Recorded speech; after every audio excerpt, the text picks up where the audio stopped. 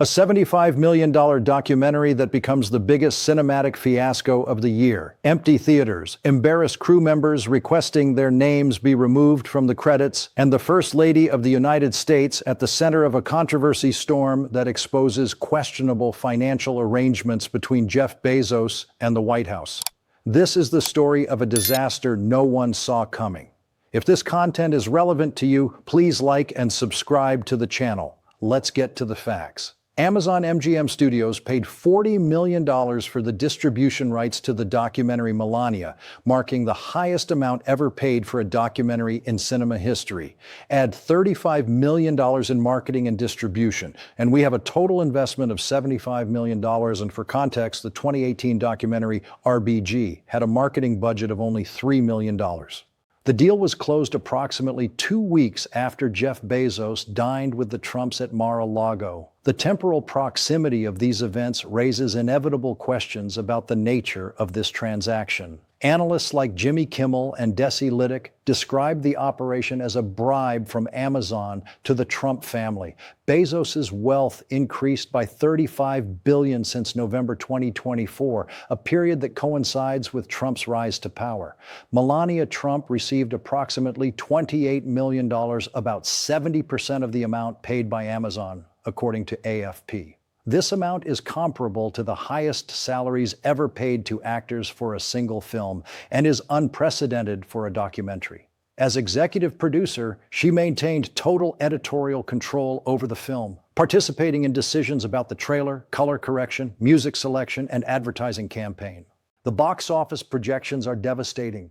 Box Office Pro analysts estimate earnings between $1 and $2 million for the opening weekend, while the National Research Group projects a maximum of $5 million. Against a $75 million investment, these numbers represent a categorical commercial failure. In the United Kingdom, the CEO of the View cinema chain described sales as weak, with only one ticket sold for the 3:10 p.m. opening screening at their main London location. In Australia, a screening at Hoyts Warringah Mall in Sydney didn't sell a single ticket. 2/3 of the New York production crew requested that their names be removed from the film's credits, according to a Rolling Stone report.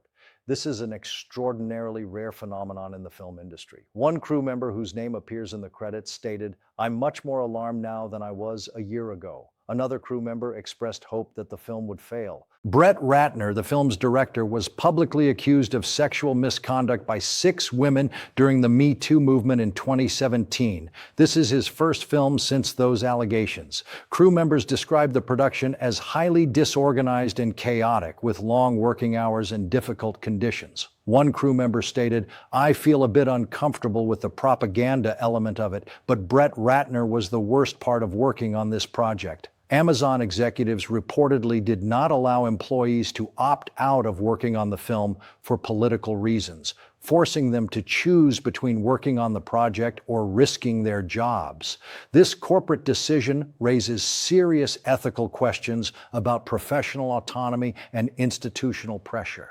The documentary premiered in approximately 2,000 theaters in the United States and 5,000 worldwide. This massive distribution is typically reserved for superhero franchises, not documentaries. Industry experts suggest the distribution may be using four-walling, a practice where distributors pay theaters a flat fee to screen a film, regardless of ticket sales. The film was screened at a private session at the White House with approximately 70 guests, including Apple CEO Tim Cook, Amazon CEO Andy Jassy, and Queen Rania of Jordan.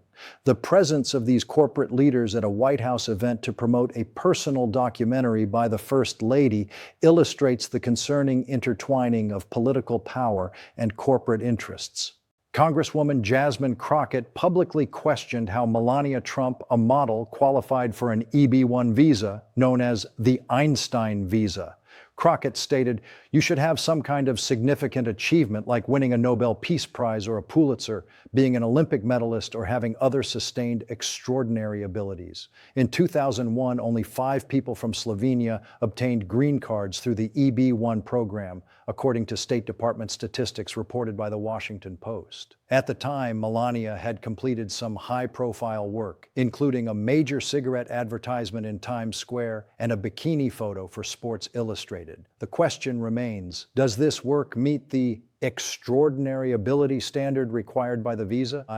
Melania subsequently sponsored her parents for green cards through family-based immigration, a process that Donald Trump frequently criticizes as chain migration. This contradiction between public policy and private practice has not gone unnoticed. The commercial failure of this documentary isn't just about box office numbers. It represents a case study on how political connections and corporate power can distort markets and institutions. Amazon's willingness to invest $75 million in a project with predictably low commercial returns suggests motivations that transcend conventional business calculations. Box office analysts like Daniel Loria question, how much does Donald Trump's appeal to the public extend to Melania? The answer apparently is very little. Even in states that Trump won in 2024, such as Florida, Georgia, and Texas, ticket sales remain minimal. This episode exposes the fragility of projects built on political foundations instead of artistic or commercial merit. When a production crew massively requests the removal of their names from the credits, when theaters remain empty despite $35 million in marketing, and when return on investment projects losses of more than 90%, we're not just witnessing a cinematic failure. We're observing the consequences of a system where political influence substitutes for genuine value. This documentary symbolizes larger questions about transparency, conflicts of interest, and the limits of political influence in the private sector. If you consider these issues important, please like and subscribe to the channel to follow in-depth political analysis. In the comments, I'd like to know your opinion. Should commercial transactions involving political figures be subject to more rigorous scrutiny? Does this film's failure suggest the public is rejecting these dynamics? Share your perspectives below.